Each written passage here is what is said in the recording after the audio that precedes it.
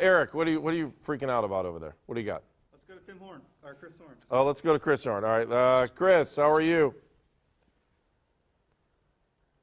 That'd be great. Just do it in sign language. Can you hear me, Chris? You're looking good. He does look good. Kenny, he looks good, doesn't he? He does, yeah. I'm trying to read lips. I'm not having much luck. All right, we'll play the game. We'll play the thumbs up, thumbs down with him, should we? Want to play that game? Oh, there he goes. Oh, where'd he go? Now we lost Kenny. This is a disaster, man. This is a bye-week disaster. A bye-week disaster. 216-431-3820. What do you got? Chris is on the other computer. All right, Chris is now on Skype, too. Hi, Chris. How are you? Can I hear you now? Can you hear me? Yay! Okay. Thanks. All right, enough. You're having a freak out in here when you do that. I'm just kidding. So, yeah, I was trying to tell Kenny I don't appreciate him bringing up that Falcons loss because that hurt me deeply. Yeah, he doesn't care. And neither do I. I know he doesn't. I'll be honest. He has a nice hat, though. I don't you have care. a nice haircut, so why would you care? Well, we could spend, you could use a shave as we're talking about haircuts. I try not to be professional in any way, shape, form, or fashion. Nothing wrong with that. We respect that. All right, what's up on Twitter? How was Twitter yesterday during the Steelers game? What were Browns fans saying? Everything was quiet until the Steelers blew that game. And then Browns land on Twitter blew up with joy. Schadenfreude, I think it's called, taking joy in other people's misery. Yes. Which seemed to be on the menu that day.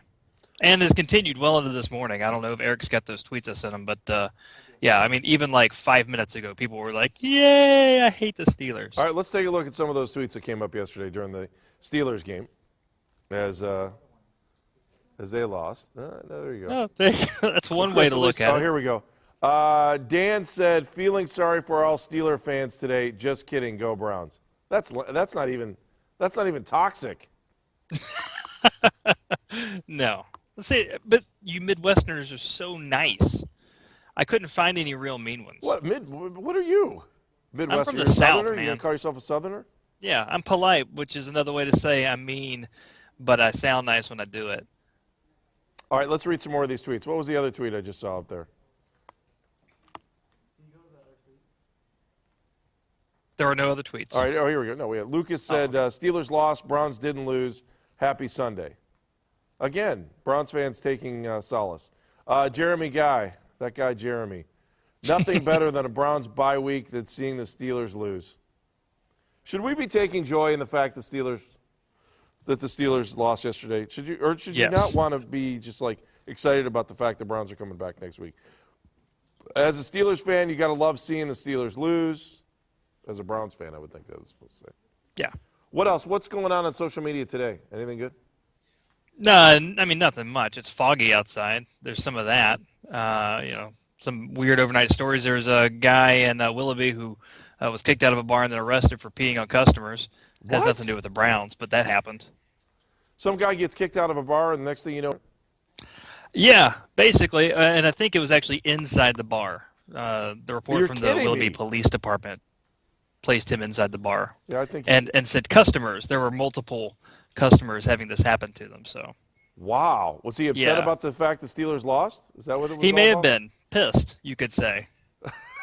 only on the internet can we say that. All right, That's quickly right. before we go, because Tim Couch is going to join us here in a second. I'm curious. I don't know if I've ever noticed that board behind you in the newsroom. What is that News Channel 5 board behind you? The big one. Yeah, what does that thing say back there? It's our commitment to the people of Greater Cleveland, Northeast Ohio.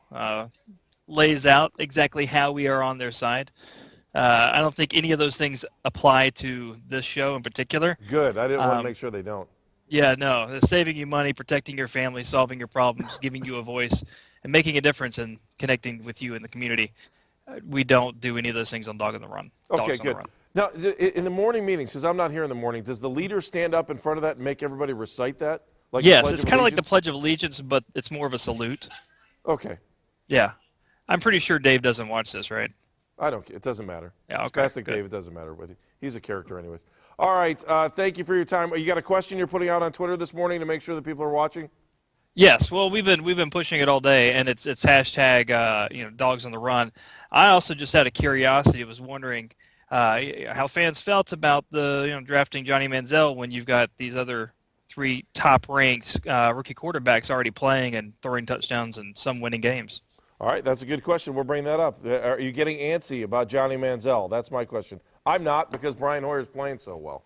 That's why. Ding. There you go. All right, Chris, All right. thank you very much. We'll talk to you soon. Good job, Chris Horn. Again, if you tweet in or if you go to newsnet5.com and you're following along on the Dogs on the Run page, he'll put your Twitters up. We'll read some of your tweets as we go through the rest of the show. We're going to be joined by Tim Couch here in just a few moments. I do want to ask him a couple of those questions. And are we good to go with Tim? Yep. We are good to go with Tim. Hi, Tim. How are you this morning? I'm good. How are you this morning? I'm hanging out. Andre, his wife, they are expecting this morning, so that's where Andre is this morning. So we got our fingers crossed. He's got number 2 on the way. So Oh, wow. Tell him congratulations for me. let's keep it going for him. All right, I want to ask you this. How do you fix special teams? Because I think that's a place where the Browns are. And as you know, I mean, guys on special teams aren't seeing regular reps with the first team during practice week. How do you fix special teams, especially because the Browns have a very strong special teams coach in Chris Tabor? They do. It's just, you have to make it a point of emphasis, I think, during the offseason. And whether you have to bring in some new guys, they've tried, looking at some new long snappers, things like that. Whatever you have to do, you just have to make it a point of emphasis during the bye week to really focus on it, make it a priority. I think they, like you said, they have a very good special teams coach, but it just hasn't worked out for them so far this season, and it's something they're going to have to go to work on in the bye week and just really hammer the fundamentals and make sure that everything is dialed in from the snap and all that kind of stuff, and everyone's in their coverage lanes and all the kind of stuff that goes into special teams play. It's just going to have to really be stressed this week during the bye week. Hey, Tim, is there an advantage to having a quarterback as the holder, whether it's the backup or if it's Brian Hoyer going back in there, rather than a punter? And I'm just trying to remember. I always try to go back in my mental Rolodex to think about you as a holder, and I'm just trying to think. No, I never did it. I never actually did it in high school, college, or in the NFL. I never held. I think we had Chris Gardocki, our punter, was a holder for Phil Dawson when I was there, I believe. I don't know if there's an advantage to having a quarterback in there or not, but I would, in my opinion, I would think the punter would probably be the best at it because they're over there spending all the time together during practice with the kicker and going through all that while the quarterback is doing the offensive drills and all that kind of stuff. So they probably spend more time with them and have a better understanding and feel of how the kicker would like the ball to be placed on the ground, all that kind of stuff. Let's be honest. I mean, everybody on the offense and defense thinks the kickers are off on the side smoking cigarettes while the rest of the team is practicing. Yeah, exactly. Yeah, normally they're over there chipping golf balls or doing whatever kickers do. But you really count on them and need them when it's crunch time during the game, and you have to have them trot on there and kick a 35, 40-yard field goal to win a game for you. So it's you really appreciate them when you need them. Hey, Tim, let's talk about the Browns now. Bye week seems so early, and you got to take it. You got to take it at some point, but. Man, yesterday just really dragged on as like the longest Sunday ever for me as I just kind of sat around and tried to watch some games and do some yard work as well. This bye week, is it bad that it's early? I don't know. It's I normally like it more towards the middle of the year, just so for health reasons you can get guys healthy. It's not my favorite time of year to have it, but if you look at the Browns situation where they've had so many close losses and just so many technical errors and things they can work on and things that are fixable, that maybe it is a good time for them, because they're so competitive and they're in all these games that if they can just tweak a couple things here and there and shore up some things that they're doing, some flaws that they're doing with on defense and the run defense and special teams as we talked about, then maybe they can get over the hump and start winning some of these close games. Tim, can you get a gauge for where the Browns are by sitting back yesterday and watching all the other games? I mean, I know we do it throughout Sundays, but I spend so much time focusing on the Browns that I really don't get the full gist of what's going on with all the other teams. Can you get a gauge on the Browns and where they are compared to the rest of the league after yesterday? I think that when I watched the games yesterday, that just comparing them to where the Browns are, that I think they're close. You watch the Steelers and the Ravens and how well they played yesterday, and the Browns were right in those games, and they had an opportunity to win those games. Probably should have won those games, and so it lets you know that they're right there, and they just have to get over the hump. And they're still a young team, and we talked a lot on the show about how they're playing 2 rookie running backs and all that kind of stuff. They're don't have a big time wide receiver, but they're making do, and they're right in all these football games. The play of Brian Hoyer has been outstanding in my opinion, and he's keeping them in a lot of these games. And and defensively, that's where we thought that they were going to be best, and it hadn't been great so far. But I think they will be better. I really do. I think as the season goes on, they'll get better defensively, and if that happens, and they continue to play like they are on offense, they've got a chance to win some games for sure. Tim, how do you fix the defense? How do you stop the run? And I think it's most disappointing because your head coach is supposed to be a defensive guy. Yeah, it's just techniques. It's guys getting out of position, not playing the right assignment in their gaps, and that's all it is. It's not a talent thing to me. I look out at, when I'm watching them on defense, I see, talent at every level. And, I think that, the addition of Carlos Dansby and guys like that, Paul Kruger's playing at a high level. Then you got one of the top corners in the league in Joe, and, he's been beat a few times, sure, but I think he would be the first to admit that. And, I think you'll see a, more focused, different Joe Hayden when they come back this week against Tennessee. But, I really do. I think it's just a lot of technique thing, and guys getting, trying to do their own thing a little bit and getting out of position and not being fundamentally sound within the defense. And, so I think if everyone can just, play more disciplined defense, especially in the run defense, that you'll see a big improvement because, like I said, I honestly don't think it's a talent issue. I think it's more of a guys just flying around trying to do their own thing issue. Tim, is that an old school? Are you wearing a brown shirt, or is that an old school one, or is that a new one? Oh, yeah, this is a brown shirt. Yeah, it sure is. Is that one of your old school shirts, or is that? It's a new one. It's Really? a new one, man. I just got this one a few months ago. All right, good. Now, somebody sent them to you, or are you buying them off the store? I'm just curious. Actually, someone sent it to me. The equipment manager there for the Browns sent it to me, and he sent me a couple, golf shirts and hats and all that kind of stuff as well. So I wear them proudly here in Lexington, man. Sounds good. Hey, Tim, we'll talk to you in a little bit. Thank you so much. It looks good. I like that shirt. Okay, appreciate it, guys. Thanks. We'll talk to you later.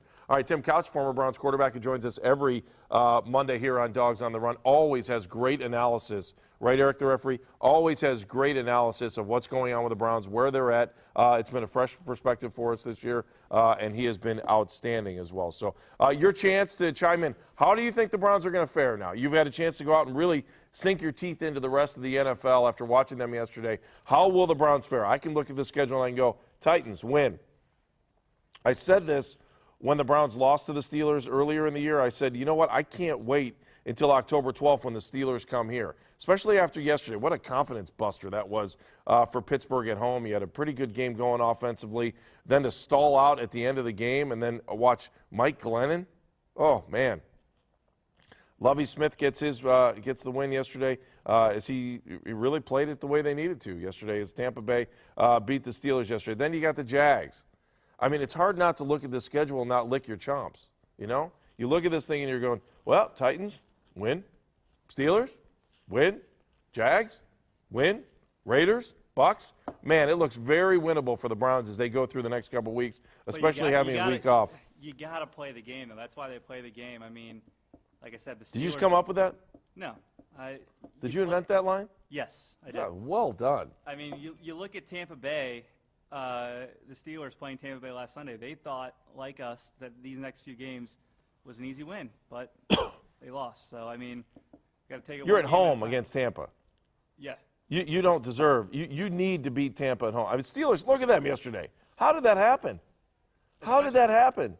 I mean, they should have taken Tampa more seriously, too, because if you look at the week before. What do you mean take them more seriously? You act like you go into every week and you said you don't think they take these teams seriously. No one's jumping past. No one's looking at the Big Ten opener. No one's saying, ooh, Maryland's on the schedule next week. We got to forget about Cincinnati. Tampa Bay, the game before, though, they lost to Atlanta 56-10 on a Thursday night game. The Steelers were like, wow, we can probably take it easy. No, you can't. There's no way. Wait till Tim comes back. Everyone says that. They're like, oh, we're looking past the Titans. They're not looking. The Browns are in no position to look past anybody. They know that. I'll give Mike Pettin credit for one thing for the rest of the year. There's no way this team can afford to look past anybody. Seriously, you think the Steelers were looking past Tampa yesterday? Some of the players might have been. Maybe not the whole team, but some of the players. All right, let's talk to a man that